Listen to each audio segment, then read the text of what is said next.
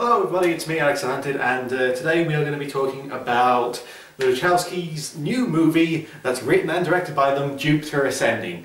Now, Jupiter Ascending stars Mila Kunis and, I'm forgetting his name, but you know, the guy who seems to be in everything right now. And this is sort of like, this movie is basically sort of like a mix between like a fairy tale where this woman who's down on her luck, doesn't have much going for her, finds out that she's a princess and that that she's got a lot of power and all that sort of stuff. And then she meets her Prince Charming and they have a bit of a romance. It's also mixed with that and a bit of Star Wars. And well, let's get through the good parts first. Some of the acting, like Channing Tatum, that's his name. He does his job really well. Some of the acting is actually pretty solid, pretty okay. The special effects are very nice in this movie. They look very well rendered and they've got lots of great detail to them. And I love the ship designs in this universe. Just something about them. They look like something you'd see in Dawn of War, or you know, like Warhammer 40,000. I mean. Apart from that, this movie isn't very good at all, to be honest. The problem is that the Wachowskis wrote and directed this movie, and they needed another director. They needed another writer to work on this script, because I think the biggest failing with this movie is the dialogue, because some of the dialogue is just unintentionally hilarious.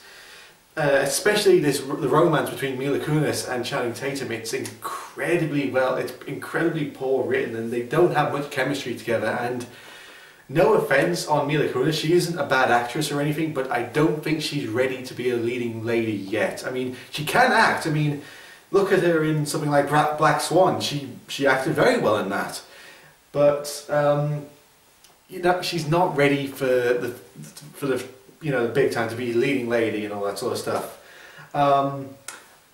Also other stuff, the guy basically just won the Oscar for Best Actor in The Fear of Everything. I forget his name. He plays basically the main villain in this movie, and the performance he gives is appalling. This is one of the worst performances I've seen in years, and I think it's mainly because he's kind of going through the George Lucas direction. It's probably not him, because he's just won an Oscar, for Christ's sake, so he can act. I think it's more the Lucas thing is, it's a good actor, but some of the lines that they're giving him to say make his performance just ungodly, appalling. And I mean, this is basically his acting. He gets really close to the camera and I will talk like this through the entire movie. And then every now and then I will shout for no reason and then go back to being really quiet. It's sort of that acting trope of mumbling your lines, but now I sound like I have a really sore throat. Basically, that's his entire performance throughout the entire movie. It's kind of something you have to see to believe. It's really bad. Also, this movie clearly is trying to become like the next Star Wars trilogy sort of thing, because a lot of characters in this movie just appear and then disappear in the movie. They're introduced, they have all the scenes like saying who they are, what they're doing, and then they just disappear from the movie and they're never seen again. There's this family. Basically, Mila Kunis is Queen of Earth. Basically, she owns Earth, and there's her family sort of two brothers and one sister are all debating on who has the rights to Earth, and the guy who just won the Oscar is basically the main bad guy, and he wants Earth because he wants to harvest it and turn it into this slime stuff that keeps them alive for thousands and thousands of years. But the problem is the brother and the other sister in this movie just. The other brother kind of has his moment where he tries to marry Mila Kunis, and it fails with a big action scene, which you would think is the big finale of the movie, but it isn't, because this movie has two finales. Which kind of makes you like, sort of, after the first finale happens, you're kind of like, okay, we should be going now. Wait, no, there's another 45 minutes of this movie left. And But also it's the sister in this guy. She's introduced at the very start. She's one of the first characters you see. She's in the, and then she just disappears at the halfway point of the movie and is never seen again. And it's clear that they're going for that thing of, oh, if this movie does, if all this stuff and more is going to be explained in these future sequels. But looking at the box office mojo for Jupiter Ascending, that's not really going to happen, sadly, because, you know, it's a nice world that they make. The Wachowskis are very good at making a world in this movie.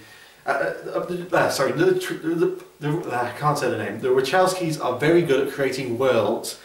Problem is, they need another writer to work on the dialogue, get rid of some of the stuff that could have been easily cut out, because there is so much in this movie that could have been cut out, and just work on, it's basically the dialogue that really needs working on. The Wachowskis can set up the world, they can't really do dialogue. I mean, look at the Matrix movies after the first one, it's very clear that they can't do that. But all in all, Jupiter Ascending is not a particularly good movie, and you know, it's not bad, it's not terrible, it's not like one of the worst movies that's ever been made, as some critics have been calling it. They've been giving this one a bashing. There are some good parts about it, but the cons vastly outweigh the pros in this movie, and I would really give it a rental or something like that. That's all I would pretty much give it. So, have you seen Jupiter Ascending? What did you think of it? Tell me in the comments below. And if you want to see more movie reviews and stuff like that, click subscribe, like this video and all that sort of stuff. I'm Alex the Hunter and I will see you guys next time. Bye.